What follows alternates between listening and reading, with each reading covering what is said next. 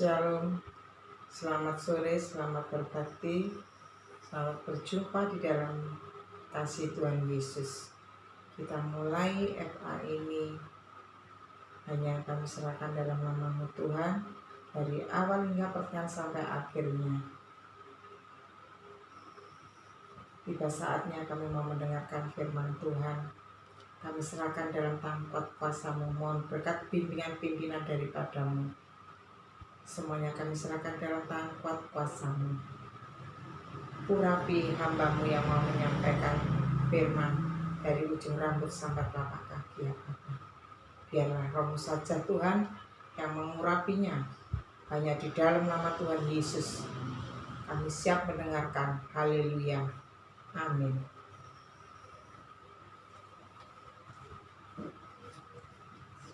Shalom Bapak Ibu, kita bertemu lagi dalam ibadah FA secara virtual. Tema kita atau judul kita malam hari ini adalah Sang Pengendali Hidup.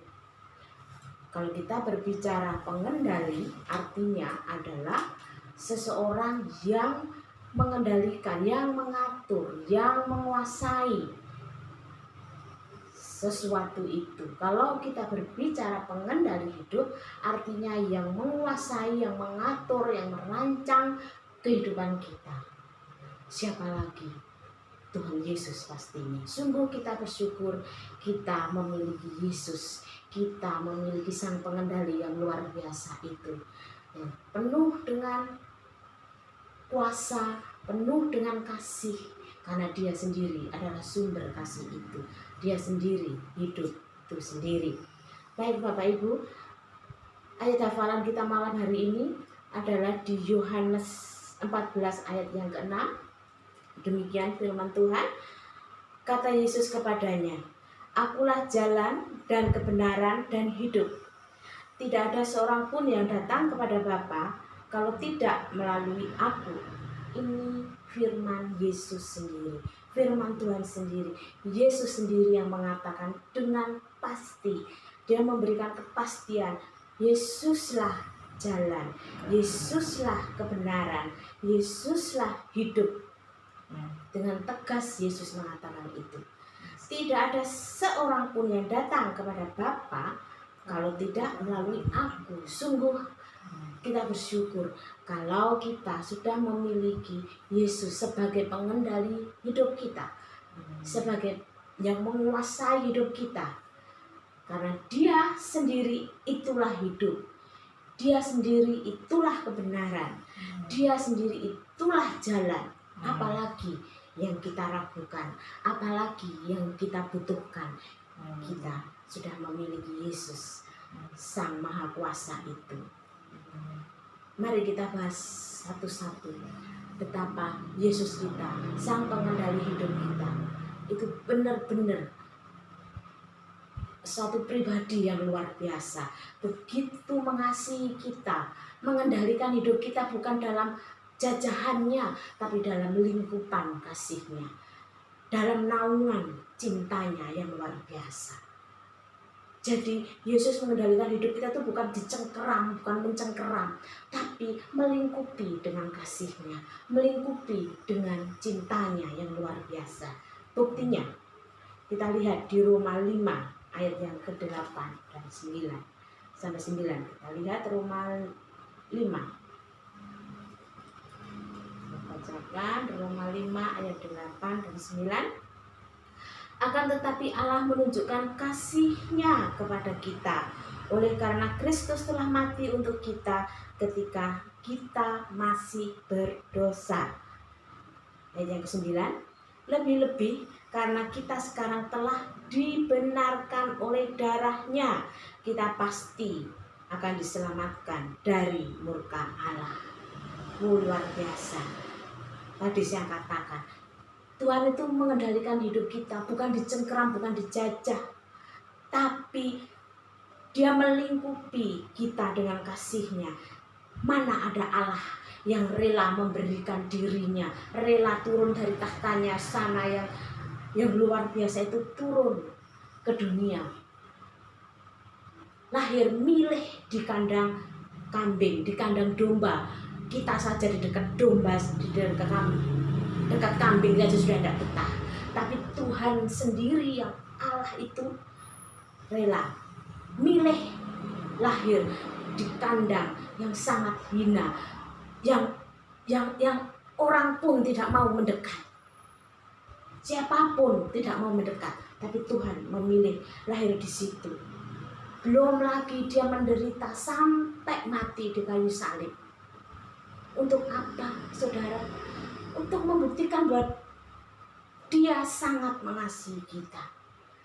Benar, dia mengatur hidup kita dengan penuh kasih-Nya, melindungi kita dengan penuh cintanya, sampai dia rela melakukan apapun untuk kita.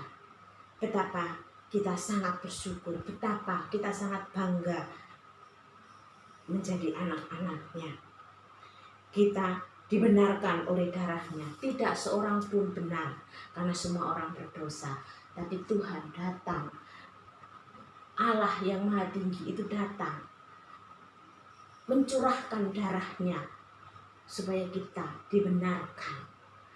Apalagi yang mau dibuktikan Tuhan, apalagi gitu loh. Luar biasa. Yang kedua, bukti lagi. Kita lihat setelah Tuhan Yesus mati, bangkit, naik ke surga, dia tidak membiarkan kita hidup sendiri, kita tanpa terombang-ambing yatim piatu, tapi dia memberikan penolong, memberikan rohnya untuk senantiasa membimbing kita, mengajar kita, melindungi kita, memenuhi kebutuhan kita. Apalagi itu, dia memikirkan nanti kalau aku tidak terus ada di dunia ini, supaya anak-anakku tenang, gimana? Aku memberikan rohku pada setiap orang yang percaya, setiap orang yang menerima. Oke, luar biasa. Yang ketiga, di Yohanes 2 ayat yang ke-25. 1 Yohanes 2 ayat yang ke-25. Apa yang dikatakan Yesus? 1 Yohanes 2. 1 Yohanes 2.